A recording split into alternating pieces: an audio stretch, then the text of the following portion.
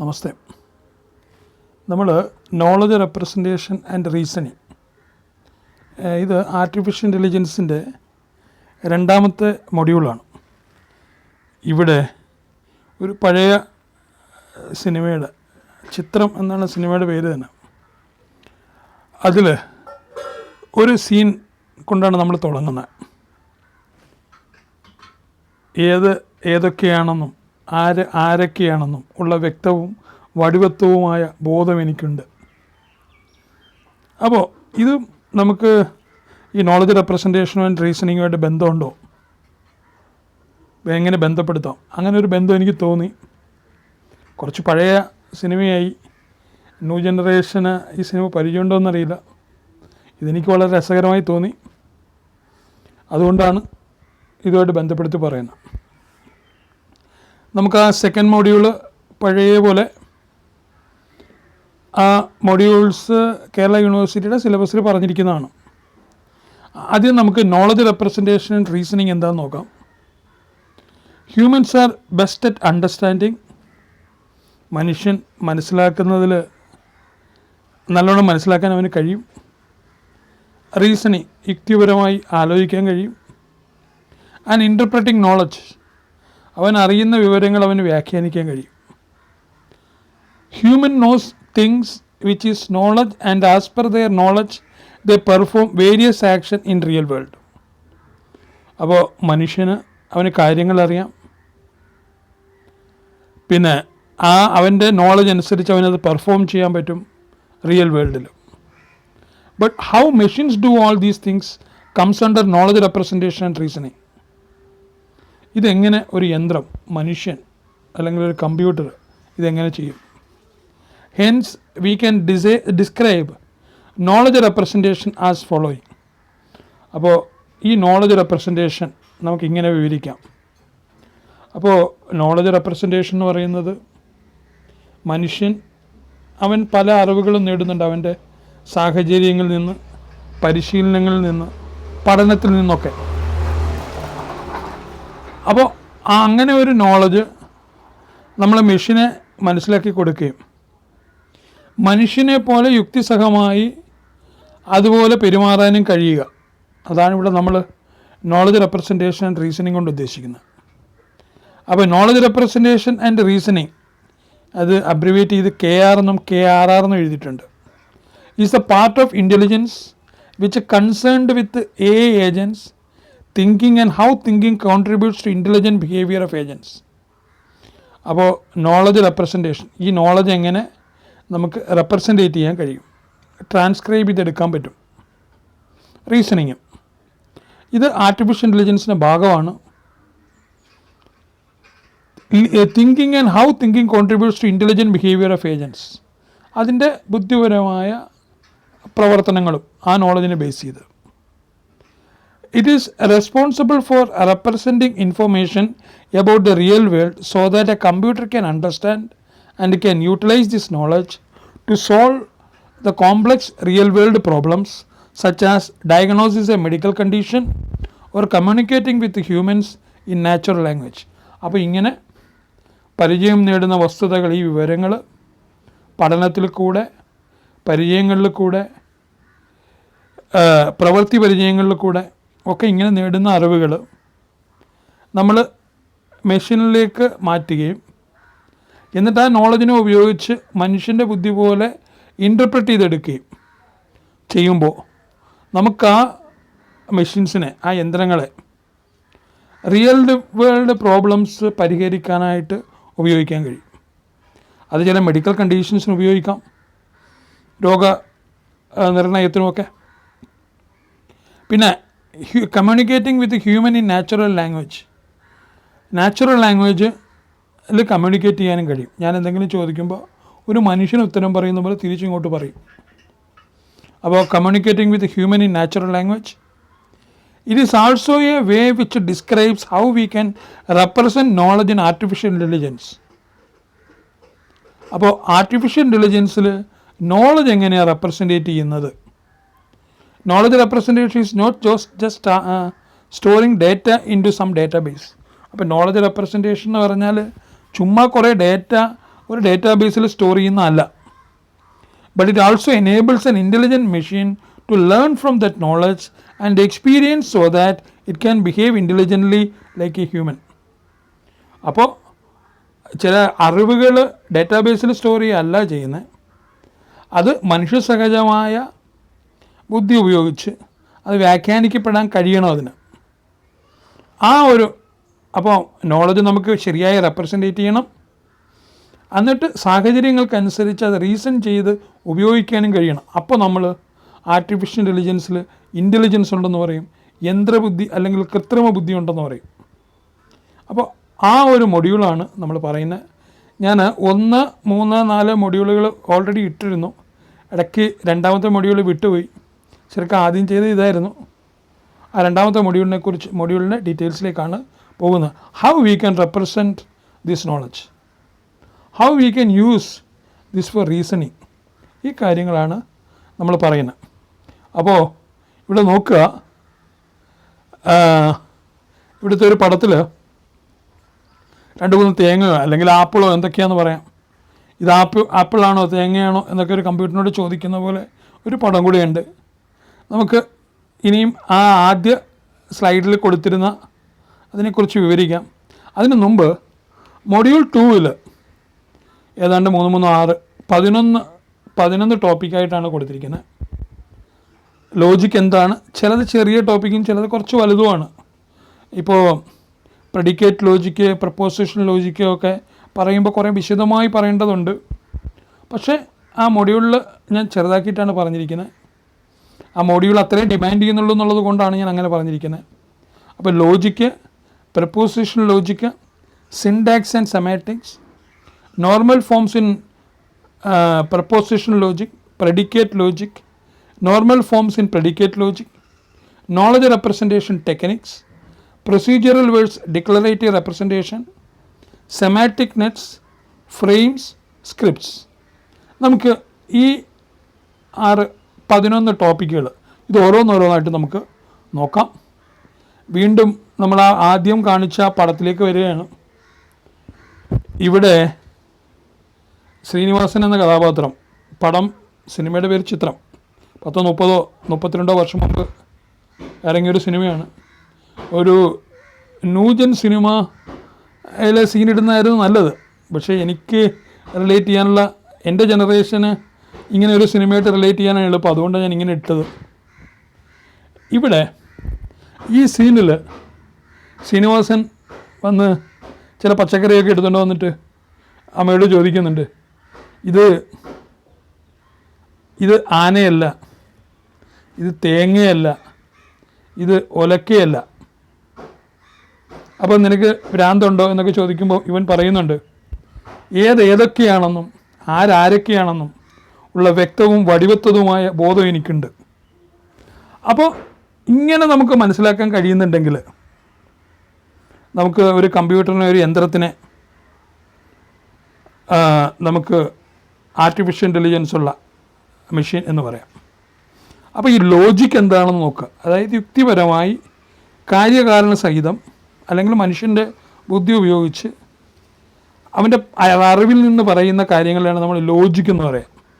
The term logic refers to the science that studies the principles of correct reasoning, ശരിയായ യുക്തി. Logic requires that act of reasoning by humans in order to form thoughts and opinions. അപ്പോൾ നമ്മുടെ തോട്ട്സും ഒപ്പീനിയനും, ചിന്തകളും അഭിപ്രായങ്ങളും ഒക്കെ form ചെയ്യും. As well as classification, തരംതിരിക്കാൻ പറ്റും. ജഡ്ജ്മെൻറ്റ്, നമുക്ക് കാര്യങ്ങൾ വിവേചന ബുദ്ധിയോടെ അറിയാൻ കഴിയും. The foundation of logical argument is it's preposition or statement. അപ്പോൾ ഈ ലോജിക്കൽ ആർഗ്യുമെൻറ്റിൻ്റെ അടിസ്ഥാന ഘടകം പ്രപ്പോസിഷനാണ് അല്ലെങ്കിൽ സ്റ്റേറ്റ്മെൻറ്റാണ്. ഒരു പ്രസ്താവന, ഒരു സ്റ്റേറ്റ്മെൻറ്റ്, ഒരു വാചകം അല്ലെ കുറേ വാചകങ്ങൾ. ഇതിൽ നല്ലൊരു ഉദാഹരണം പറയുന്നുണ്ട്. എന്താണ് ലോജിക്ക്? ഇത് നമുക്ക് കേട്ട് കഴിയുമ്പോൾ നമുക്ക് ഇത് വളരെ കൃത്യമായി മനസ്സിലാക്കും. An example of logic is the process of coming to the conclusion of who taken the money based on who was in the room at the time. ഒരു മുറിയിൽ കുറച്ച് പൈസ നഷ്ടപ്പെട്ടു. അപ്പോൾ ഇവിടെ നമ്മൾ ആലോചിക്കുകയാണ്, ആ സമയത്ത് ആരൊക്കെ അവിടെ ഉണ്ടായിരുന്നത്, അത് വെച്ചിട്ട് നമുക്ക് ഊഹിക്കാൻ പറ്റും, നമുക്ക് മനസ്സിലാക്കാൻ പറ്റും ആരായിരിക്കും അവിടുന്ന് പൈസ എടുത്തതെന്ന്.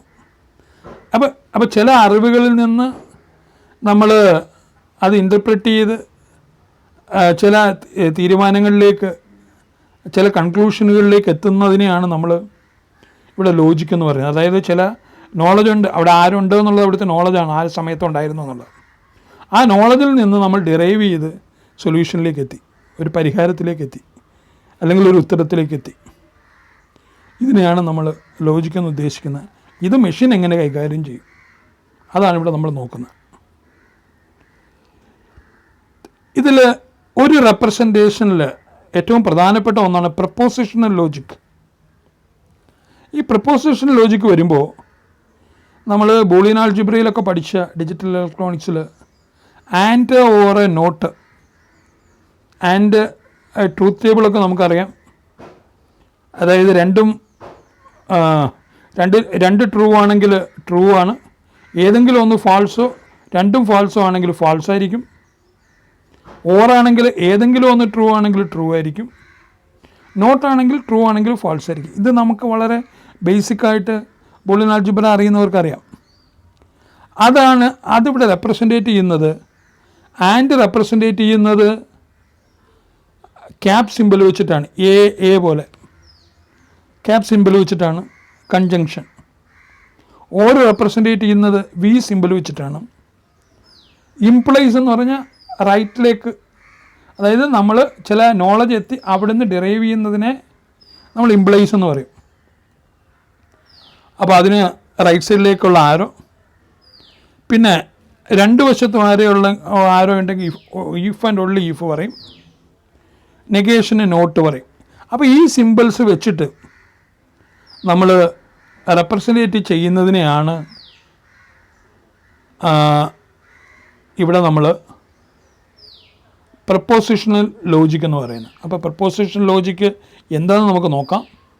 A proposition is the basic building block of logic. It is defined as a declarative sentence that either true or false but not both. അപ്പോൾ propositional is the basic building block of logic. ഈ ലോജിക്കിൻ്റെ ഏറ്റവും അടിസ്ഥാന ഘടകമാണ് preposition.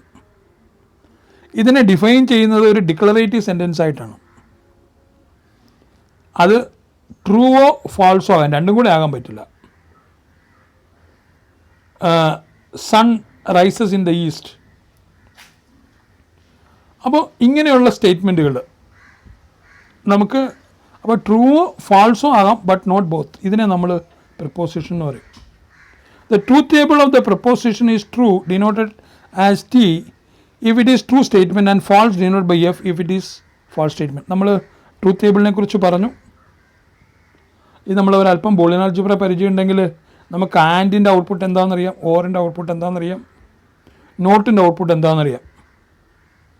അപ്പോൾ ആ ഒരു table മനസ്സിലേക്ക് വരുവാണെങ്കിൽ പ്രപ്പോസിഷൻ ലോജിക്ക് നമുക്ക് റെപ്രസെൻറ്റേറ്റ് ചെയ്യാൻ എളുപ്പമുണ്ട്. ഞാൻ ആ ട്രൂത്ത് ടേബിൾ ഇവിടെ ഇട്ടില്ല.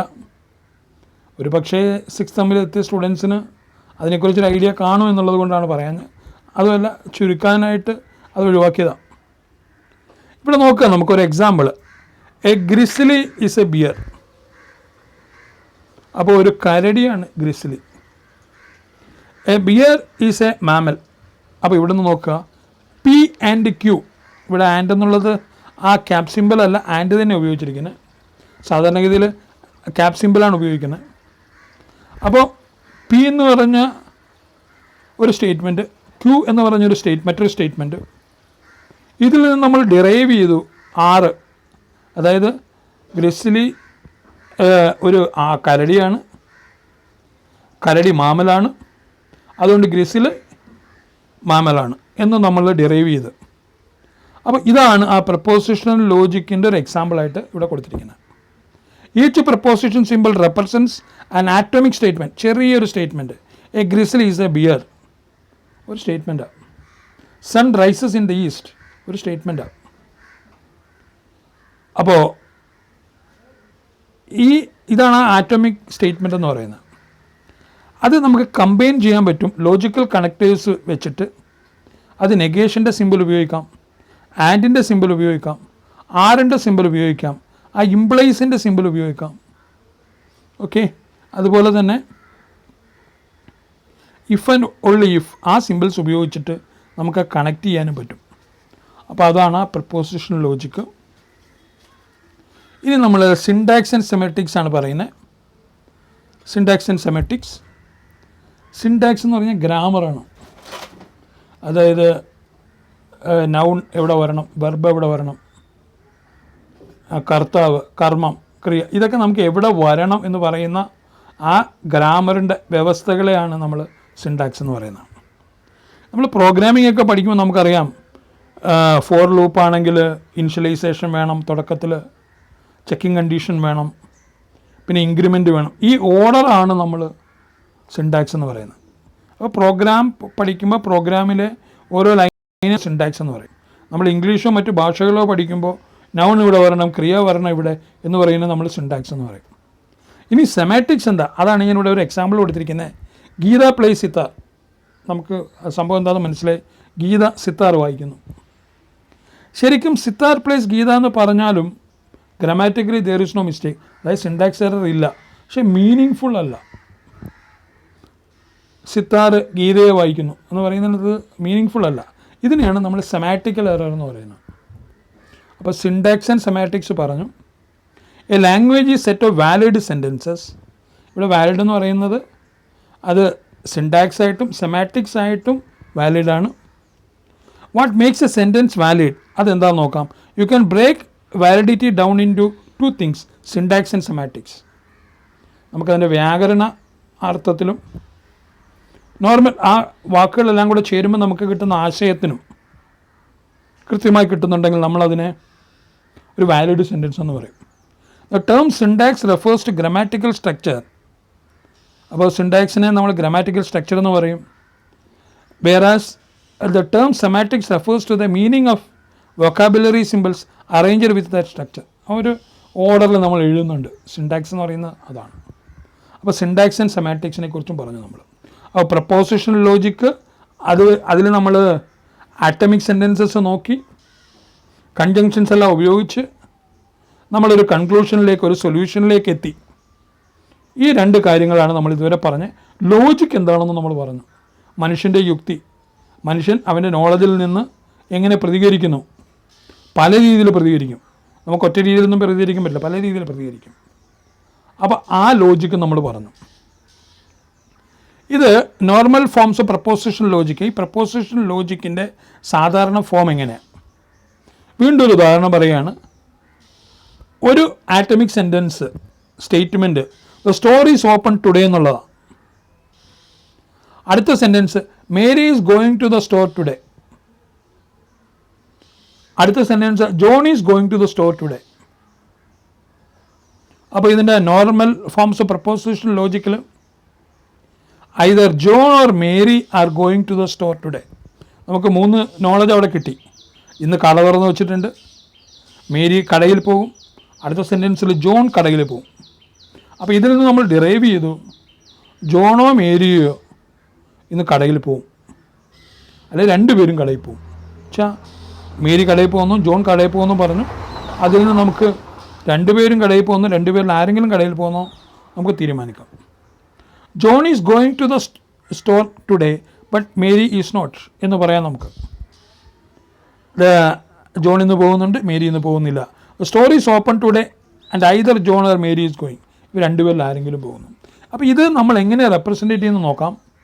നമുക്ക് ആ മൂന്ന് സെൻറ്റൻസ് നമ്മൾ കണ്ടു. ആദ്യത്തെ സ്റ്റോർ ഓപ്പൺ ടുഡേ എന്ന് പറയുന്നത് പി ആയിട്ട് റെപ്രസെൻറ്റേറ്റ് ചെയ്തു. Mary is going to the store today എന്നുള്ളത് നമ്മൾ ക്യൂ ആയിട്ട് റെപ്രസെൻറ്റേറ്റ് ചെയ്തു. John is going to the store today എന്നുള്ളത് നമ്മൾ PQR ആയിട്ട് റെപ്രസെൻറ്റേറ്റ് ചെയ്തു. അപ്പോൾ നമ്മൾ ആദ്യത്തെ സെൻറ്റൻസ് ഇതാണ്, either John or Mary or both are going to the store. ഇവിടെ രണ്ടുപേരിൽ ആരെങ്കിലും പോവും, ജോൺ ഓർ മേരി. അപ്പോൾ നമ്മൾ ഓർ സിമ്പിളാണ് അവിടെ ഉപയോഗിച്ചിരിക്കുന്നത്. ക്യൂ നമുക്കറിയാം സ്റ്റോർ ഈസ് ഓപ്പൺ, ആറ് നമുക്കറിയാം John is going to the store. അപ്പോൾ അതാണ് അവിടുത്തെ സെൻറ്റൻസ്. അപ്പോൾ ഇവിടെ John is going to the store today. ഇനിയും നമ്മൾ ഇവിടെ ആൻഡ് ഉപയോഗിച്ചിട്ടുണ്ട്. അതായത് ജോൺ 6 ജോണിനെ റെപ്രസെൻറ്റേറ്റ് ചെയ്യുന്നത്. John is going to the store today but Mary is not ആ നെഗേഷൻ സിമ്പിൾ കൊണ്ട് കൊടുത്തിട്ടുണ്ട്. ഇനി മൂന്നാമത്തെ സെൻറ്റൻസ് എങ്ങനെയാണ്? Store is open today, store is open today. അപ്പോൾ പി നമ്മൾ എഴുതി. രണ്ടുപേരിൽ ആരെങ്കിലും ഒരാൾ പോകും, നമ്മൾ അതുകൊണ്ട് എന്താ എഴുതി? ബ്രാക്കറ്റിൽ ക്യൂ ഓർ ആർ എന്ന് എഴുതി. അപ്പോൾ ഇങ്ങനെ നമുക്ക് സെൻറ്റൻസുകളെ റെപ്രസെൻറ്റേറ്റ് ചെയ്യുന്നതാണ് പ്രപ്പോസിഷണൽ ലോജിക്കിൻ്റെ നോർമൽ ഫോംസ് എന്ന് പറയുന്നത്. ഇത് വളരെ കോംപ്ലക്സ് ആയിട്ട് കുറേ കൂടെ സങ്കീർണമായി നമുക്ക് റെപ്രസെൻറ്റേറ്റ് ചെയ്യാൻ കഴിയും. അങ്ങനെ ഒരു ഡീറ്റെയിൽ ഭാഗം ഇതിൻ്റേതായിട്ടുണ്ട്. ഇവിടെ നമ്മൾ ഇത്രയേ പറയുന്നുള്ളൂ. സിലബസ് അത്രയും കാര്യങ്ങളെ പറഞ്ഞിട്ടുള്ളൂ എന്നാണ് എൻ്റെ വിശ്വാസം. അതുകൊണ്ട് ഞാൻ അങ്ങനെ പറഞ്ഞത്. ഇനി പ്രെഡിക്കേറ്റ് ലോജിക്. ഈ പ്രപ്പോസിഷണൽ ലോജിക്കിൽ ചില ലിമിറ്റേഷൻസ് ഉണ്ടായി. അത് നമ്മൾ എങ്ങനെയാണെന്ന് വെച്ചാൽ അത് നമ്മൾ യൂണിവേഴ്സൽ ക്വാണ്ടിഫയേഴ്സ് കൊണ്ടും എക്സിസ്റ്റൻഷ്യൽ ക്വാണ്ടിഫയേഴ്സ് കൊണ്ടും നമ്മൾ റെപ്രസെൻറ്റേറ്റ് ചെയ്യും. ഈ പ്രെഡിക്കേറ്റ് ലോജിക്കിനാണ് ഫസ്റ്റ് ഓർഡർ ലോജിക് എന്ന് പറയുന്നത്. Atomic sentences are most basic sentence of first order logic. These sentences are formed from a predicate symbol followed by a parenthesis with a sequence of items. ഇത് എങ്ങനെയാണെന്ന് നമുക്ക് നോക്കാം. Ravi and Ajay are brothers. ഇത് നമ്മൾ എങ്ങനെ represent ചെയ്യുന്നത്? അവിടുത്തെ predicate അല്ലെങ്കിൽ റിലേഷൻ എന്ന് പറയുന്ന ബ്രദേഴ്സാണ്. അത് നമ്മൾ ബ്രദേഴ്സ് എന്ന് എഴുതി ബ്രാക്കറ്റിൽ രവി കൊമ അജയ് എന്ന് എഴുതി. അതിൻ്റെ പാരാമീറ്റേഴ്സാണ്. അപ്പോൾ Ravi and Ajay are brothers എന്നുള്ളത് നമ്മൾ ബ്രദേഴ്സ് ബ്രാക്കറ്റിൽ രവി ആൻഡ് അജയ് എന്ന് എഴുതി. ചിങ്കി ഈസ് എ ക്യാറ്റ്. അപ്പോൾ ക്യാറ്റ് എന്നുള്ളത് അവിടുത്തെ റിലേഷനാണ്. അതിനെ നമ്മൾ പിന്നെ ചിങ്കി എന്നുള്ളത് അതിൻ്റെ പേര് നമ്മൾ ബ്രാക്കറ്റിലിട്ടും. ഇങ്ങനെയാണ് നമ്മൾ റെപ്രസെൻറ്റേറ്റ് ചെയ്യുന്നത്. ഇതിനെ നമ്മൾ പ്രെഡിക്കേറ്റ് ലോജിക് എന്ന് പറയും. ഇതിൽ കോൺസ്റ്റൻസ് ഉണ്ട്, വേരിയബിൾസ് ഉണ്ട്. പ്രെഡിക്കേറ്റ്സ് എന്ന് പറഞ്ഞാൽ റിലേഷൻഷിപ്പ് ആകാം, ഫങ്ഷൻസ് ആകാം. ഇതിൽ നമ്മൾ നേരത്തെ കണ്ട ആൻഡ് ഓറും നെഗേഷനും ഇംപ്ലൈസും ഇഫ് ആൻഡ് ഓൺലി ഇഫും ഉള്ള കണക്റ്റീവ്സ് ഉണ്ട്. പിന്നെ ഇക്വാലിറ്റി ഉണ്ട്. ക്വാണ്ടിഫയേഴ്സ് ആണ് നമ്മൾ പ്രപ്പോസിഷനിൽ കാണാത്ത ഒരു എക്സ്ട്രാ കാര്യങ്ങളായിട്ട് വരുന്നത്. അത് നമുക്ക് നോക്കാം എന്താണെന്ന്. ഫോർ ആളിന് നമ്മൾ യൂണിവേഴ്സൽ ക്വാണ്ടിഫയറും ഫോർ സമ്മിന് നമ്മൾ എക്സിസ്റ്റൻഷ്യൽ ക്വാണ്ടിഫയർ ഉപയോഗിക്കും. ഫോർ ആളിന് നമ്മൾ എ തിരിച്ചിട്ട പോലെയാണ്, എ നേരെ മറിച്ചിട്ട പോലെയാണ് നമ്മൾ ആ സിമ്പിളാണ് ഉപയോഗിക്കുന്നത്. എക്സിസ്റ്റൻഷ്യലിന് ഈ വലത്തേക്ക് തിരിച്ചിട്ട പോലെയുള്ള ഒരു സിമ്പിളാണ് നമ്മൾ ഉപയോഗിക്കുന്നത്. ഈ normal forms in predicate logic ഇത് നമുക്ക് നോക്കാം. യൂണിവേഴ്സൽ ക്വാണ്ടിഫയർ നമ്മൾ കണ്ടു. എക്സിസ്റ്റൻഷ്യൽ ക്വാണ്ടിഫയർ നമ്മൾ നോക്കി. അതായത് ഈ തിരിച്ചിട്ട പോലെയും യൂണിവേഴ്സൽ ക്വാണ്ടിഫയർ എന്ന് പറയുന്നത് എ മറിച്ചിട്ട പോലെയാണ്. പിന്നെ നമ്മൾ സമ്മ് പറയുന്നത് ഓളിന് സിമിലർ അല്ല. ഇനി നമുക്ക് ചില ഉദാഹരണങ്ങളിലേക്ക് പോകുമ്പോൾ വളരെ വേഗം നമുക്ക് മനസ്സിലാവും. ഇവിടെ ഈ fly bird flies. And since നമ്മളത് എങ്ങനെ എഴുതുന്നത് വെച്ചാൽ since there are all birds who fly so it will be represented as follows. നമുക്ക് ആളിന് ഒരു യൂണിവേഴ്സൽ ക്വാണ്ടിഫയർ ഉണ്ട്. എക്സിനെ റെപ്രസെൻറ്റേറ്റ് ചെയ്യുന്നത് ബേർഡാണ്. അപ്പോൾ bird X implies fly X. നമ്മളങ്ങനെ അത് റെപ്രസെൻറ്റേറ്റ് ചെയ്തു. ഇനി every man respect his parent. ഇവിടെ in this question the predicate is respect. ആ റെസ്പെക്റ്റ് ആണ് അവിടുത്തെ. റെസ്പെക്റ്റും നമ്മൾ ബ്രാക്കറ്റിൽ ആ പാരാന്തീസിസിനുള്ളിൽ നമ്മൾ എക്സും വൈയും കൊടുത്തു. എക്സ് മാനാണ്, പേരൻ്റ് വൈ ആണ്. അപ്പോൾ നമ്മളിതിനെ റെപ്രസെൻറ്റേറ്റ് ചെയ്യുന്നത് എന്താണ്? ആ universal quantifiers for all X man implies respect X ബ്രാക്കറ്റിൽ പേരൻ്റ് കൊടുത്തു. Some boys play cricket. ആ സം എന്നുള്ളത് കൊണ്ട് നമ്മൾ എക്സിസ്റ്റൻഷ്യൽ ക്വാണ്ടിഫയറാണ് ഉപയോഗിച്ച് പ്ലേ എന്ന് പറഞ്ഞ പ്രെഡിക്കേറ്റ് നമ്മൾ പുറത്തെഴുതി. ആ പ്ലേയുമായിട്ട് ബന്ധപ്പെട്ട രണ്ട് ഘടകങ്ങളാണ് എക്സും ക്രിക്കറ്റും. എക്സ് എന്ന് പറയുന്നത് ബോയ്സാണ് ക്രിക്കറ്റ് കളിക്കുന്നത്. ആ പ്ലേ എന്നുള്ള പ്രെഡിക്കേറ്റ് എടുത്ത് നമ്മൾ പുറത്തെഴുതി. അപ്പോൾ ഇങ്ങനെ നമ്മളൊരു മൂന്നാമത്തെ ഉദാഹരണം കണ്ടു. Not all students like both mathematics and science. ഇവിടെ നോട്ട് വന്നുകൊണ്ട് നെഗേഷൻ കൊണ്ടാണ് തുടങ്ങിയത്. Not all. അപ്പോൾ നോട്ട് ആൾ അവിടെ റെപ്രസെൻറ്റേറ്റ് ചെയ്തിട്ടുണ്ട്. സ്റ്റുഡൻസ് എക്സ് എന്ന് പറയുന്ന സ്റ്റുഡൻസിനെ മൊത്തം എക്സ് കൊണ്ട് റെപ്രസെൻറ്റേറ്റ് ചെയ്തു. ലൈക്ക് എന്ന് പറഞ്ഞ പ്രെഡിക്കേറ്റ് നമ്മൾ പുറത്തെഴുതി. ആ ലൈക്കുമായിട്ട് ബന്ധപ്പെട്ട രണ്ട് പാരാമീറ്റേഴ്സ് എക്സ് എന്ന് പറയുന്ന സ്റ്റുഡൻസും മാത്തമാറ്റിക്സും ആണ്. ഇത് കൂടാതെ സ്റ്റുഡൻസും സയൻസും ഉണ്ട്. അപ്പോൾ നമുക്കതിൽ നിന്ന് വായിക്കാൻ പറ്റും. നോട്ട് ആൾ സ്റ്റുഡൻസ് എന്നുള്ളത് നമുക്ക് ആദ്യത്തെ ഭാഗത്തുനിന്ന് വായിച്ചെടുക്കാം. മാത്തമാറ്റിക്സും സയൻസും ഇഷ്ടപ്പെടുന്നില്ല. ആൻഡ് എന്നുള്ളത് നമുക്ക് രണ്ടാമത്തെ ഭാഗത്തു നിന്നും മനസ്സിലാക്കാൻ പറ്റും. ഇങ്ങനെയാണ് അത് റെപ്രസെൻറ്റേറ്റ് ചെയ്യുന്നത്. Only one student failed in mathematics. In this question the problem failed X Y. നമ്മൾ പ്രെഡിക്കേറ്റ് പുറത്തെഴുതി. X student and Y subject. നമ്മൾ എക്സിസ്റ്റൻഷ്യൽ ക്വാണ്ടിഫയർ ആണ് എടുത്തത്. ഫെയിൽഡ് എന്നുള്ള പ്രെഡിക്കേറ്റ് പുറത്തെഴുതി. എക്സ് എന്നുള്ള സ്റ്റുഡൻ്റാണ് മാത്തമാറ്റിക്സ് ആൻഡ്. ഇതിനകത്ത് രണ്ട് കണ്ടീഷനുണ്ട്. അതായത് എല്ലാ സ്റ്റുഡൻസിലും ഒരാൾ തോറ്റു. എല്ലാ സ്റ്റുഡൻസ് എന്നുള്ള ഒരു മീനിങ് കൂടെ പറഞ്ഞു. അതിൽ ഒരാൾ തോറ്റിട്ടുള്ളൂ. അപ്പോൾ ആൻഡ് ചേർത്തിട്ട് എല്ലാ സ്റ്റുഡൻസും പാസ്സായി, ഒരാളെന്നുള്ളത് പുറത്തെഴുതുകയും ചെയ്തു. അതാണ് ഒരല്പം നീണ്ട റെപ്രസെൻറ്റേഷൻ അവിടെ വന്നത്. അതായത് universal quantifier X students gives failed X mathematics. എക്സും മാത്തമാറ്റിക്സും ഫീൽഡിൻ്റെ പാരാമീറ്റേഴ്സാണ്. ആൻഡ് ഇവിടെ ഓൾ ഫോർ ആൾ സ്റ്റുഡൻസ് എന്നുള്ളതാണ് അവിടെ ഉദ്ദേശിക്കുന്നത്. എന്നിട്ട് നമ്മൾ അതിൻ്റെ നെഗേഷനാണ് എഴുതിയിരിക്കുന്നത്. അപ്പോൾ അങ്ങനെയാണ് അത് മീനിങ് ഫുൾ ആകുന്നത്. അപ്പോൾ ഇതാണ് പ്രെഡിക്കേറ്റ് ലോജിക്കിൻ്റെ നോർമൽ ഫോംസ്. അപ്പോൾ ഇത് ഒരു 4-5 എക്സാമ്പിളിൽ കൂടെ പറഞ്ഞിട്ടുണ്ട്. അടുത്ത് നമ്മൾ നോക്കുന്നത് നോളജ് റെപ്രസെൻറ്റേഷൻ ടെക്നിക്സ് ആണ്. ഈ നോളജ് റെപ്രസെൻറ്റേഷനിൽ നമുക്ക് എന്തൊക്കെ ആവശ്യമുണ്ട്? Following are kind of knowledge which needs to be represented in a system. ഒന്ന് ഓബ്ജക്റ്റാണ്. All the facts about objects in our world domain. Guitar contain strings. അപ്പോൾ ഇങ്ങനെയുള്ള കാര്യങ്ങൾ നമുക്ക് റെപ്രസെൻറ്റേറ്റ് ചെയ്യാൻ പറ്റണം. നമുക്ക് ഒരല്പം ഒബ്ജക്റ്റ് ഓറിയൻറ്റഡ് പ്രോഗ്രാമിംഗ് വശമുണ്ടെങ്കിൽ നമ്മളൊരു ക്ലാസ് ഡിഫൈൻ ചെയ്യുമ്പോൾ ആട്രിബ്യൂട്ട്സും ഫങ്ഷൻസും ഉണ്ട് അതിനകത്ത്. അപ്പോൾ ആ ഡേറ്റ മെമ്പേഴ്സും ഉണ്ട്, മെമ്പർ ഫങ്ഷൻസും ഉണ്ട്. അപ്പോൾ അങ്ങനെ നമുക്ക് ഓരോ കാര്യങ്ങളും ഓരോ ഒബ്ജക്റ്റിനെ റെപ്രസെൻറ്റേറ്റ് ചെയ്യാൻ പറ്റും. അതിന് ആട്രിബ്യൂട്ട്സ് എന്ന് പറയുന്ന ഡേറ്റ വെച്ചിട്ടും ഫങ്ഷനകത്തുള്ള പ്രോഗ്രാംസ് വെച്ചിട്ടും റെപ്രസെൻറ്റേറ്റ് ചെയ്യാൻ പറ്റും. ഇവൻറ്റ്സ്, നമുക്ക് actions which occur in our world. Performance, it describe behaviour and which involves knowledge about how to do things. എങ്ങനെ കാര്യങ്ങൾ ചെയ്യാൻ പറ്റും, performance. Meta knowledge, knowledge about what we know. അതിനെയാണ് നമ്മൾ മെറ്റാ നോളജ് എന്ന് പറയുന്നത്. എന്ത് നമുക്കറിയാം, എന്തൊക്കെ അറിയാമെന്നുള്ളതല്ല, എന്തൊക്കെ അറിയാം, അതിനാണ് നമ്മൾ മെറ്റാ നോളജ് എന്ന് പറയുന്നത്. ഇപ്പോൾ നമ്മൾ കുറേ രാഷ്ട്രീയ കാര്യങ്ങളൊക്കെ സംസാരിച്ചു. അപ്പോൾ നമ്മൾ പറയും അതിൻ്റെ മെറ്റാ ഡയറ്റായിട്ട് പറയുന്നത് രാഷ്ട്രീയമാണ്.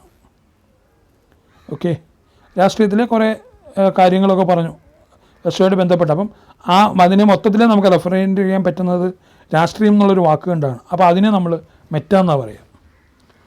Facts are the truth about the real world and what we represent. Knowledge ബേസിനെ കുറിച്ച് നമ്മൾ ധാരാളം സംസാരിച്ച്. The central component knowledge based agent is the knowledge base. It is represents as KB. The knowledge base is a group of sentences. ഒരു കൂട്ടം സെൻറ്റൻസുകളാണ് നമ്മളിവിടെ knowledge ബേസായിട്ട് ഉപയോഗിക്കുന്നത്. അപ്പോൾ അതിൻ്റെ പ്രെഡിക്കേറ്റിലും പ്രപ്പോസിഷനിലും ആ റെപ്രസെൻറ്റേഷൻ നമ്മൾ കണ്ട്. Knowledge is awareness or familiarity gained by experience of facts, data and situation. സാഹചര്യങ്ങളിൽ നിന്ന് നമുക്ക് മനസ്സിലാക്കാൻ കഴിയത്, ചില ഡേറ്റകളിൽ നിന്ന് നമുക്ക് മനസ്സിലാക്കാൻ കഴിയത്, ചില എക്സ്പീരിയൻസിൻ്റെ ഫാക്ട്സിൽ നിന്ന് മനസ്സിലാക്കാൻ കഴിയത്. ഇതിനെയാണ് നമ്മൾ നോളജ് എന്ന് പറയുന്നത്. ഇനിയും അതിലെ ഒരു ടോപ്പിക്കാണ് procedural words declarative. Declarative knowledge involves knowing that something is the case, that J is 10th letter of the alphabet.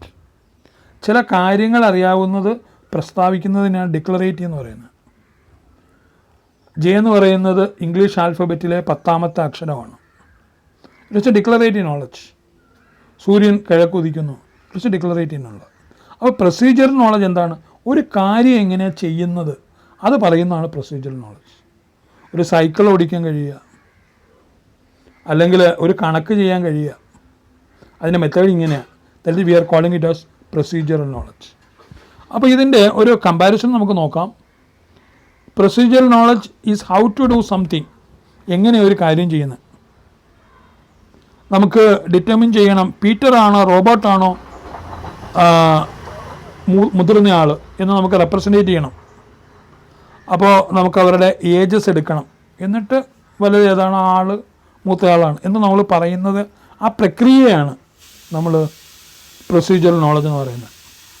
Focuses on task that must be performed to reach a particular objective or goal. ഒരു പ്രത്യേക ഉദ്ദേശത്തിലോ ലക്ഷ്യത്തിലോ എത്തിച്ചേരാൻ വേണ്ടി ഇങ്ങനെയൊക്കെ പ്രവർത്തിക്കണം എന്ന് പറയുന്നത് പ്രൊസീജിയറലാണ്. ഒരു സാധനം ഉൽപ്പാദിപ്പിക്കേണ്ട രീതികൾ ഇങ്ങനെയൊക്കെയാണ് എന്ന് പറയുന്നത് പ്രൊസീജിയേഴ്സാണ്. അപ്പോൾ അതിൻ്റെ റൂൾസ്, സ്ട്രാറ്റജീസ്, അജണ്ടാസ്, മോഡൽസ് ഇങ്ങനെയൊക്കെ ഉള്ളതിന് നമ്മൾ പ്രൊസീജിയറൽ എന്ന് പറയുമ്പോൾ, ഡിക്ലറേറ്റീവ് എന്ന് പറയുന്നത് knowledge about that something is true or false. A car has 4 tyres, Peter is older than Robert എന്ന് പറയുന്ന ഡിക്ലറേറ്റീവ്. എങ്ങനെയാണ് ചെയ്യുന്നതെന്നല്ല പറയുന്നത്, അപ്പോൾ ഒരു വസ്തുതയാണ് പറയുന്നത്. Refers to representation of objects and events, knowledge about facts and relationship. ഉദാഹരണങ്ങൾ, ഒരു കൺസെപ്റ്റ്, ഒരു ആശയം, ഒരു ഉദ്ദേശം, ഓബ്ജക്റ്റ്, ഉദ്ദേശത്തിൽ എത്തുന്ന സ്റ്റെപ്പുകളെ നമ്മൾ പ്രൊസീജിയർ എന്ന് പറയുന്നത്. ഇവിടെ ഉദ്ദേശത്തിനെ നമ്മൾ ഡിക്ലറേറ്റീവ് എന്ന് പറയുക. ഫാക്റ്റുകൾ, പ്രപ്പോസിഷൻസ്, അസർട്ടേഷൻസ്, സെമാറ്റിക് നെറ്റ്സ്. ഈ സെമാറ്റിക് നെറ്റ്സ് എന്താണെന്ന് നമ്മൾ അടുത്ത സ്ലൈഡിൽ പറയും. ലോജിക് ആൻഡ് ഡിസ്ക്രിപ്റ്റീവ് മോഡൽസ്, ഇതിനെയൊക്കെ നമ്മൾ ഡിക്ലറേറ്റീവ് നോളജായിട്ടാണ് പറയുന്നത്. അപ്പോൾ ഇതിനൊരു കമ്പാരിസൺ ഇവിടെ കഴിഞ്ഞു. ഇനി നമ്മൾ അടുത്ത് നോക്കുന്ന സെമാറ്റിക് നെറ്റ്സ് ആണ്. അതായത് ചില വിവരങ്ങൾ നമ്മൾ ഒരു നെറ്റ്വർക്ക് മോഡലിൽ റെപ്രസെൻറ്റേറ്റ് ചെയ്യും. ചില വിവരങ്ങളെന്ന് പറഞ്ഞാൽ, cat is a mammal, Tom is A cat, ആ ക്യാറ്റിൻ്റെ പേര് ടോം എന്നാണ്. ടോമിൻ്റെ കളർ ജിഞ്ചറാണ്. ഈ ക്യാറ്റിന് ക്രീം ഇഷ്ടമാണ്. ഈ കാറ്റ് ഇരിക്കുന്നത് മാറ്റിലാണ്. ഈ മാമൽ എന്ന് പറയുന്ന ഒരു അനിമലാണ്. അതിന് ദേഹത്ത് രോമങ്ങളുണ്ട്, ഫർ.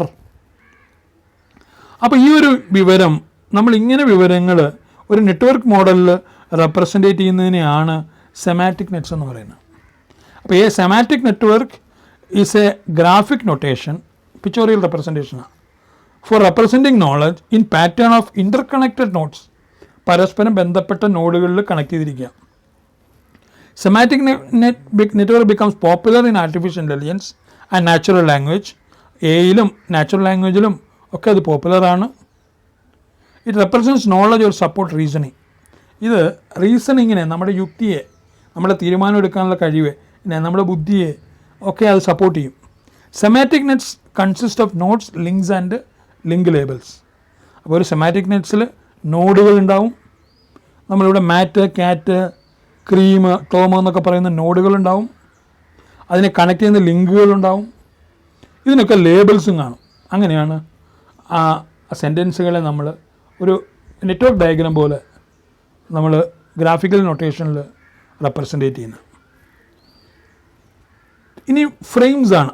ഫ്രെയിംസ് എന്ന് പറയുമ്പോൾ നമുക്കറിയാം സ്ട്രക്ചർ എന്ന് പറഞ്ഞിട്ട് ഒരു ഡേറ്റ സ്ട്രക്ചറുണ്ട്. നമ്മൾ സാധാരണ സി പ്രോഗ്രാമിംഗ് ഒക്കെ പഠിക്കുമ്പോൾ അറേസ് ഒക്കെ കഴിഞ്ഞിട്ട് സ്ട്രക്ചർ എന്നുള്ളൊരു കൺസെപ്റ്റ് കൂടെ പഠിക്കും. അറേസ് എന്ന് പറയുമ്പോൾ സിമിലർ ആയിട്ടുള്ള ഡേറ്റ ടൈപ്സ് നമുക്ക് സ്റ്റോർ ചെയ്യാൻ പറ്റുന്നതാണ്. ധാരാളം എലമെൻറ്റ്സ് സ്റ്റോർ ചെയ്യാൻ പറ്റും. സ്ട്രക്ചറിൽ അങ്ങനെയല്ല പറയുന്നത്, ഡിസിമിലർ ആയിട്ടുള്ള ഘടകങ്ങൾ നമുക്ക് സ്റ്റോർ ചെയ്യാൻ പറ്റും. ഈ സ്ട്രക്ചർ വെച്ചിട്ട് നമുക്ക് ഓബ്ജക്റ്റും പറയാൻ പറ്റും. ഒരു വസ്തുവിൻ്റെ ക്യാരക്ടേഴ്സ് ഡിഫൈൻ ചെയ്യുന്നത് ഡേറ്റാ മെമ്പേഴ്സിൽ കൂടെ, അതിൻ്റെ പ്രവർത്തനം നമ്മൾ ഡിഫൈൻ ചെയ്യുന്നത് ഫങ്ഷനിൽ കൂടെയാണ്. അപ്പോൾ അതുപോലെയാണ് ഈ സംഭവം. ഒരു സ്റ്റുഡൻ്റ് എന്ന് പറഞ്ഞാൽ നമുക്ക് പറയാം, സ്റ്റുഡൻറ്റിന് ഒരു പേര് കാണും, സ്റ്റുഡൻറ്റിന് ഒരു നമ്പർ കാണും, സ്റ്റുഡൻറ്റിന് ഒരു വീട് കാണും.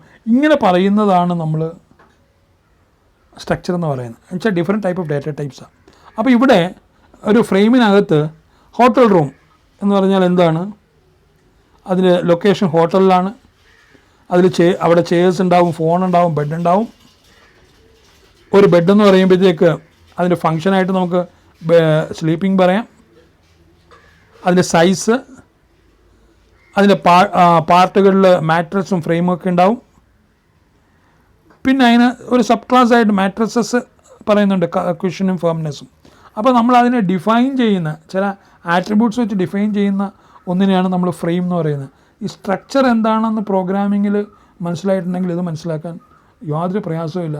ഫ്രെയിംസ് എന്ന് പറയുന്നത് ഒരു സ്ട്രക്ചർ തന്നെയാണ്. അത് ഡിഫറെൻറ്റ് ഡാറ്റ ടൈപ്സ് എല്ലാം കൂടെ ഒരൊറ്റ ഗ്രൂപ്പാക്കി വെക്കുന്ന പരിപാടിയാണ്.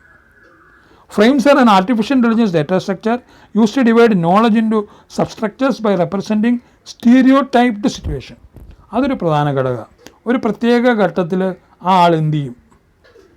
നമുക്കറിയാം, ഒരു നേഴ്സാണെങ്കിൽ നമ്മൾ കാണുമ്പോൾ എന്താ ചെയ്യുന്നത്? ഇഞ്ചക്ഷൻ കൊടുക്കുകയോ രോഗിക്ക് മരുന്ന് ഇങ്ങനെയാണ് കഴിക്കേണ്ടതെന്ന് പറയുകയോ ഒക്കെ ചെയ്യുമായിരിക്കും ഒരു നഴ്സ്. എന്ന് വെച്ചാൽ അതാണ് ഒരു നഴ്സിൻ്റെ സ്റ്റീരിയോ ടൈപ്പ്. ഒരു ഡോക്ടർ എന്ന് പറയുമ്പോൾ നമ്മുടെ മനസ്സിലേക്ക് എത്തുന്ന ഒരു സ്റ്റീരിയോ ടൈപ്പ് അയാൾ ഒരു രോഗിയെ പരിശോധിക്കുന്നതായിരിക്കും. അപ്പോൾ ഇങ്ങനെ ഓരോ സ്റ്റീരിയോ ടൈപ്പ് ഉണ്ട്. അപ്പോൾ ആ സ്ഥിരമായി അയാൾ ചെയ്യുന്ന ചില കാര്യങ്ങൾ നമുക്ക് സ്റ്റോർ ചെയ്ത് വെക്കാൻ പറ്റും. അത് നമുക്ക് പിന്നീട് ആർട്ടിഫിഷ്യൽ ഇൻ്റലിജൻസിന് ഉപയോഗിക്കാൻ പറ്റും. ഒരു കടക്കാരനെയാണ് റെപ്രസെൻറ്റ് ചെയ്യുന്നതെങ്കിൽ അയാൾ സാധനങ്ങൾ വിൽക്കുക, അതിന് പൈസ എത്രയാണെന്ന് പറയുക, പൈസ വാങ്ങുക, സാധനങ്ങൾ എടുത്തു കൊടുക്കുക, ഇതൊക്കെയായിരിക്കും ഒരു കടക്കാരൻ്റെ സ്റ്റീരിയോ ടൈപ്പ്. ഒരു അധ്യാപകൻ എന്ന് പറയുമ്പോൾ കാര്യങ്ങൾ പറഞ്ഞ് മനസ്സിലാക്കി കൊടുക്കുക, ആ സിലബസ് പിന്നെ ടോപ്പിക്കുകളൊക്കെ പറയുക, കുട്ടികൾ ചോദിക്കുന്ന സംശയങ്ങൾക്ക് ഉത്തരം പറയുക. ഇതാണ് ഒരു അധ്യാപകൻ്റെ സ്റ്റീരിയോ ടൈപ്പ്. അതാണ് സ്റ്റീരിയോ ടൈപ്ഡ് സിറ്റുവേഷനിൽ നമ്മൾ ഫ്രെയിംസാണ് ഉപയോഗിക്കുന്നത്. ഇനി സ്ക്രിപ്റ്റ്. ഈ സ്ക്രിപ്റ്റ് പറയുമ്പോൾ, സ്ക്രിപ്റ്റിലേക്ക് വരുമ്പോൾ നമുക്ക് തിരക്കഥ ആയിട്ട് തന്നെ പറയാൻ പറ്റും. ഇത് തിരക്കഥ എന്ന് പറയുമ്പോൾ ഇവിടെ നമുക്ക് ഒരു ഉദാഹരണം നോക്കാം. ഇതിൽ നമ്മൾ തിരക്കഥ എന്ന് പറയുമ്പോൾ നമുക്കിത് ഇതിന് മുമ്പുള്ള ഒരു സീൻ തന്നെ എടുക്കാം. ഈ സീനിൽ ഏതൊക്കെയാണെന്നും ആരൊക്കെയാണെന്നും ഉള്ള വ്യക്തവും വടിവത്തതുമായ ബോധം എനിക്കുണ്ട് എന്ന് പറഞ്ഞൊരു സീൻ തന്നെ നമുക്ക് എടുക്കാം. അതിൻ്റെ തിരക്കഥ എന്ന് പറയുമ്പോൾ ഇങ്ങനെ ആയിരിക്കാം, എനിക്കറിയില്ല, നമ്മൾ ഊഹിക്കാം. അതായത് ഈ സീനിൽ ശ്രീനിവാസൻ ചില പച്ചക്കറികളുമായിട്ട് മുമ്പോട്ട് വരികയും ആ ശ്രീനിവാസൻ അമ്മയുടെ അഭിനയിക്കുന്ന സുകുമാരിയുടെ മുമ്പിൽ ഓരോ വസ്തുക്കളും എടുത്ത് കാണിച്ചിട്ട് ഇത് ആനയല്ല, തേങ്ങയല്ല, ഉലക്കയല്ല എന്നൊക്കെ പറയുകയും പിന്നീടുള്ളൊരു ഡയലോഗിൽ ഏതൊക്കെയാണെന്നും ആരൊക്കെയാണെന്നും ഉള്ള വ്യക്തവും വടുവത്തതുമായ ബോധം എനിക്കുണ്ട് എന്ന് പറയുക. ഇങ്ങനെ പറയുന്നതിനെയാണ് നമ്മൾ തിരക്കഥ എന്ന് പറയുന്നത്. അപ്പോൾ ശ്രീനിവാസൻ പറയേണ്ടത് ശ്രീനിവാസൻ അവിടെ എഴുതിയിട്ടുണ്ടാവും, സുകുമാരി പറയേണ്ടത് സുകുമാരിയുടെ അവിടെ ഉണ്ടാവും. അപ്പോൾ അതേപോലെ ഒരു സ്ക്രിപ്റ്റ് തന്നെയാണ് നമ്മളിവിടെ പറയുന്നത്. ഇത് നമ്മൾ ആർട്ടിഫിഷ്യൽ ഇൻ്റലിജൻസ് ഉപയോഗിക്കുന്ന script. A script is a structured representation describing a stereotyped sequence. ആ stereotyped sequence of events ഞാൻ പറഞ്ഞു, ഓരോരുത്തരും എന്താ ചെയ്യുന്നത്. പിന്നെ എക്സ്ട്രാ ഓർഡിനറി കേസിലല്ല, മിക്കവാറും കേസുകളിൽ അവരെന്താ ചെയ്യുന്നത്. എക്സ്ട്രാ ഓർഡിനറി കേസുകളിൽ വേറെ പല കാര്യങ്ങളും ചെയ്യുമായിരിക്കും. സാധാരണ കേസുകളിൽ എന്തൊക്കെയാണ് ചെയ്യുന്നതെന്നുള്ളതാണ് നമ്മൾ സ്റ്റീരിയോ ടൈപ്ഡ് കൊണ്ട് ഉദ്ദേശിക്കുന്നത്.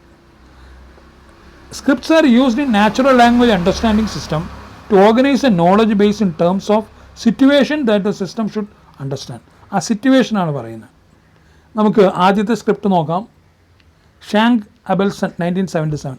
Script is a structure which is used to represent knowledge. അപ്പോൾ സ്ക്രിപ്റ്റ്, തിരക്കഥ എന്ന് പറയുന്നത് അല്ലെങ്കിൽ തിരനാടകം എന്ന് പറയുന്നത് ഒരു നോളജ് റെപ്രസെൻറ്റേറ്റ് ചെയ്യാൻ ഉപയോഗിക്കുന്നതാണ്. Script is a structure that describe A sequence of events in particular context. Scripts are frame-like structure and represent commonly occurring experience such as going to movies. അപ്പോൾ അതിന് നമുക്ക് സിനിമയ്ക്ക് പോകുന്നു എന്നുള്ള ഒരു സ്ക്രിപ്റ്റ് നമുക്ക് ആകാം. Shopping in A super market അങ്ങനെ ഒരു സ്ക്രിപ്റ്റ് ആകാം. ഈറ്റിംഗ് ഇൻ റെസ്റ്റോറൻറ്റ് അങ്ങനെ ഒരു സ്ക്രിപ്റ്റ് ആകാം. ബാങ്കിങ് അങ്ങനെ ഒരു സ്ക്രിപ്റ്റ് ആകാം. അപ്പോൾ ഈറ്റിംഗ് ഇൻ എ റെസ്റ്റോറൻറ്റ്, നമ്മൾ റെസ്റ്റോറൻറ്റിൽ ചെന്നു, മെനു നോക്കി, അല്ലെങ്കിൽ അവിടെയുള്ള ആഹാരം എന്താണെന്ന് നമുക്കറിയാം, നമ്മളത് ഓർഡർ ചെയ്തു, അത് നമ്മൾ മുമ്പിൽ എത്തിച്ചു, നമ്മൾ ഭക്ഷണം കഴിച്ചു, പൈസ ടെക്സ്റ്റ് ഇറങ്ങി. നമുക്ക് ഇതിൻ്റെ സ്ക്രിപ്റ്റ് എഴുതാൻ പറ്റും. ഷോപ്പിങ്ങിന് സൂപ്പർ മാർക്കറ്റിൽ നമ്മൾ കടന്നു, ഓരോ സാധനങ്ങൾ നോക്കി, ആവശ്യമുള്ള സാധനങ്ങൾ എടുത്തു. ആ ട്രോളിയിൽ നമ്മൾ സാധനം അതിൻ്റെ പോയിൻ്റ് ഓഫ് സെയിൽസ് കൗണ്ടറിൽ എത്തിച്ചു. അതിൻ്റെയൊക്കെ ഓരോ വില ആ റീഡറിൽ റീഡ് ചെയ്തു. നമ്മൾ പൈസ കൊടുത്തു, അല്ലെങ്കിൽ കാർഡ് വെച്ച് ഓപ്പറേറ്റ് ചെയ്തു. നമ്മൾ തിരിച്ച് സാധനങ്ങളായിട്ട് ഇറങ്ങി.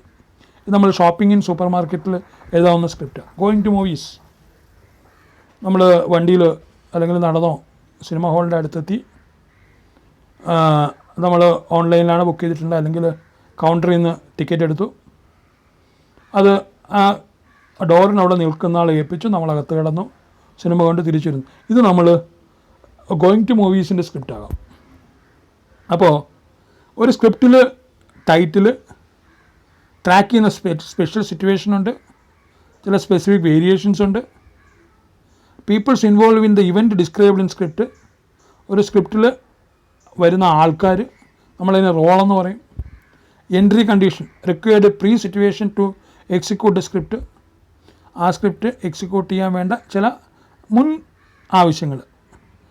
Non live object involve in the script, അത് പ്രോപ്പർട്ടീസാണ്. Scenes, the actual sequence of the events that occur. സീനൊക്കെ നമുക്ക് സാധാരണ അറിയുന്ന വാക്കുകൾ തന്നെയാണ്. Condition that will be true after execution of scripts. അടുത്തൊരു സ്ക്രിപ്റ്റാണ് സൂപ്പർ മാർക്കറ്റിൻ്റെ. ഷോപ്പറുണ്ട്, ഡെലിവറി അറ്റൻഡൻ്റ് ഉണ്ട്, ചെക്കൗട്ട് ക്ലർക്കുണ്ട്, സാക്കിംഗ് ക്ലർക്കുണ്ട്, ക്യാഷ്യർ, ഇങ്ങനെയുള്ള കുറേ ആൾക്കാർ ആ ഷോപ്പിലുണ്ട്. ഷോപ്പർ നീഡ്സ് ഗ്രോസറീസ്, നമുക്ക് പലചരക്ക് അങ്ങനെയുള്ള സാധനങ്ങൾ വേണം. Food market open. ഇവിടെ വേണ്ട പ്രോപ്പർട്ടീസ് എന്തൊക്കെയാണ്? Shopping cart, display aisles, market items, checkout stands, money, ഇതൊക്കെ വേണം. അപ്പോൾ ഇവിടുത്തെ റോള്, ഇവിടുത്തെ ആൾക്കാരെ നമ്മൾ കണ്ടു. ഇവിടെ എന്തൊക്കെ വസ്തുക്കൾ അവിടെ ഉണ്ടെന്ന് നമ്മൾ കണ്ടു. നമ്മൾ ട്രാക്ക് ചെയ്യുന്ന സൂപ്പർ മാർക്കറ്റാണെന്ന് കണ്ടു. അപ്പോൾ ഇങ്ങനെയുള്ള ഘടകങ്ങളൊക്കെ ആ സീനിൽ വേണം. സീൻ 1 മാർക്കറ്റിലേക്ക് എൻട്രി ചെയ്യുന്നു. Shopper, Peter and shopper into market. Shopping cart to shopper, കാർട്ടും ഉണ്ട്, നമ്മൾ കാർട്ട് എടുക്കുന്നു. രണ്ടാമത്തെ സീനിൽ ഷോ ഫോർ ഐറ്റം, നമ്മൾ സാധനങ്ങൾ തിരഞ്ഞെടുക്കുന്നു. ഷോപ്പർ ത്രൂ എയ്സൽസ്, അത് അടുക്കി വെച്ചിരിക്കുന്ന ഭാഗങ്ങളിലും കൂടെ പോകുന്നു. ആ വസ്തുക്കൾ ഐസ് ടു ഡിസ്പ്ലേ ഐറ്റംസിലേക്ക് നോക്കുന്നു. നമ്മൾ ചില കാര്യങ്ങൾ ഷോപ്പിംഗ് കാർട്ടിലേക്ക് എടുത്തിടുന്നു. Check out, shopper to check out stand. Ice to charges, നമ്മൾ അതിനകത്ത് ചാർജുകൾ നോക്കുന്നു. പൈസ ക്യാഷ്യറിന് കൊടുക്കുന്നു. സാധനങ്ങൾ നമ്മൾ ഷോപ്പിലെടുക്കുന്നു. അപ്പോൾ ഇങ്ങനെയുള്ള ഒരു റെപ്രസെൻറ്റേഷനെയാണ് നമ്മൾ സ്ക്രിപ്റ്റ്സ് എന്ന് പറയുന്നത്. അപ്പോൾ നമ്മളിവിടെ കൺക്ലൂഡ് ചെയ്യുകയാണ്. അപ്പോൾ ഇവിടെ ഏതൊക്കെയാണെന്നും ആരൊക്കെയാണെന്നും ഉള്ള വ്യക്തവും വടിവത്തതുമായ ബോധം എനിക്കുണ്ട്. ഈ ഡയലോഗിലേക്കാണ് നമ്മൾ വരുന്നത്. If any machine or computer says this and perform accordingly, we can say in that system knowledge is represented properly and machine had a proper reasoning like human being. അപ്പോൾ എന്തൊക്കെയാണെന്നും ആരൊക്കെയാണെന്നും വ്യക്തമായിട്ടും വടിവത്തതായിട്ടും ബോധം ഉണ്ടെങ്കിൽ നമ്മൾ ശരിയായിട്ട് നോളജ് റെപ്രസെൻറ്റേറ്റ് ചെയ്തിട്ടുണ്ട്.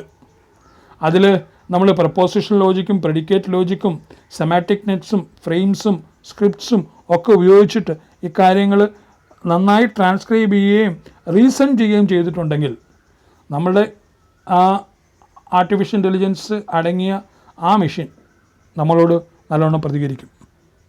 അപ്പോൾ ഇതാണ് നമ്മൾ രണ്ടാമത്തെ മൊഡ്യൂളിൽ നിന്ന് പഠിക്കുന്നത്. അപ്പോൾ thanks for watching my video. ഇത് സബ്സ്ക്രൈബ് ചെയ്യുക, ബെൽ ബട്ടൺ ലൈക്ക് ആ ഐക്കോണിൽ ക്ലിക്ക് ചെയ്യുക. എന്തെങ്കിലും പ്രശ്നങ്ങളുണ്ടെങ്കിൽ എന്നോട് കമ്മ്യൂണിക്കേറ്റ് ചെയ്യുക. അതെനിക്കത് കുറച്ചുകൂടെ മെച്ചപ്പെട്ടത് ആക്കാൻ കഴിയും. എല്ലാവർക്കും ഒരിക്കൽ കൂടി എൻ്റെ നമസ്കാരം. ഇതിനുമായിട്ട് ബന്ധപ്പെട്ട് മറ്റെന്തെങ്കിലും വീഡിയോസ് ആവശ്യമുണ്ടെങ്കിലും ഞാൻ ഡിസ്പ്ലേ ചെയ്യുന്നതാണ്, ഇടുന്നതാണ് ഇതിനകത്ത്. അപ്പോൾ താങ്ക് യു ആൾ.